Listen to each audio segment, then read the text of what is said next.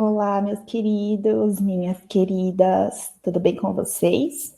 Eu sou a professora Vanessa e nesse vídeo a gente vai falar um pouquinho sobre algumas figuras de linguagem. Vamos lá? Para começar, a gente tem que entender o que são figuras de linguagem.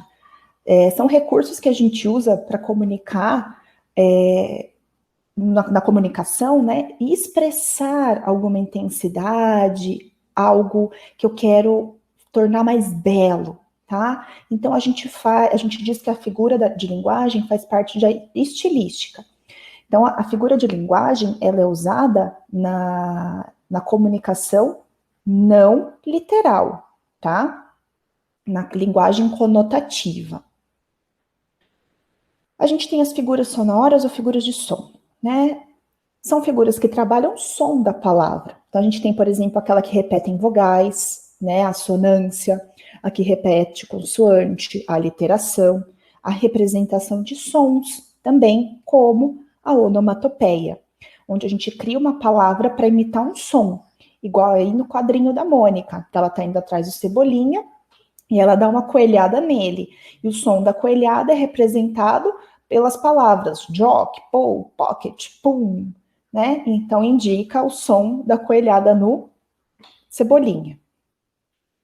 Figuras de construção de sentido. Então são figuras que trabalham com o sentido das palavras nas frases, nas orações de um texto, tá? Levando em conta a sua construção gramatical. Por exemplo, a anáfora, né? Anáfora ou repetição? Como eu posso dizer? A anáfora ela é um tipo de repetição, mas a anáfora é característica, né? A repetição no começo da frase, de uma repetição de termos no começo da frase. Como, por exemplo, se eu amasse, se eu chorasse, se eu perdoasse.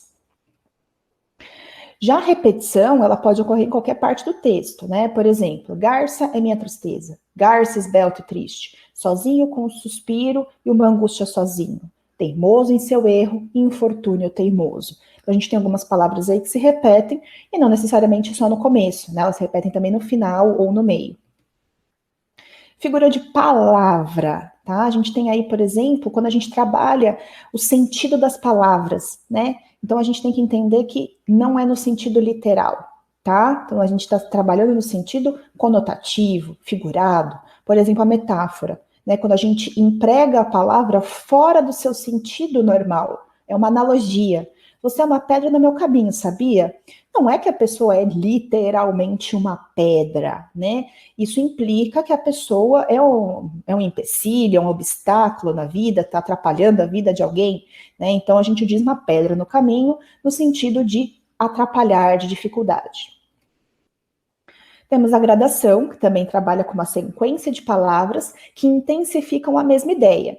A gente pode colocar da mais intensa para menos intensa e vice-versa, da menos intensa para mais intensa. Por exemplo, o trigo nasceu, cresceu e espigou. Então a gente tem aí da menos intensa para mais intensa. Ele chorou, berrou, esperneou. Também a gente colocou aí da menos intensa a mais intensa. Ele começou chorando, daí ele berrou e ele fez um esperneio. Figuras de pensamento. A gente tem a antítese, né? É a aproximação de termos ou frases que se opõem pelo sentido. Como assim? Nesse exemplo do Vinícius de Moraes aí. Neste momento, todos os bares estão repletos de homens vazios.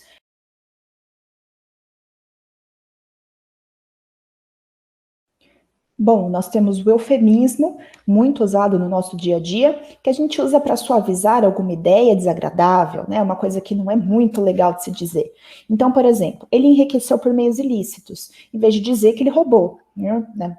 Carrega uma carga negativa muito grande, ele roubou. Aí a gente fala, enriqueceu por meios ilícitos. Você não foi feliz nos seus exames? Ao invés de você foi reprovado, também é uma maneira mais suave de dizer que a pessoa foi reprovada. Mamãe virou estrelinha, ao invés de dizer mamãe morreu, né? Até porque dentro de um contexto, provavelmente uma criança, é muito melhor você falar que a mamãe virou estrelinha do que, né, colocar que ela morreu, porque é uma ideia desagradável. Bom, é isso. Alguma dúvida? Se tiver qualquer dúvida, é só falar comigo. Até o próximo vídeo.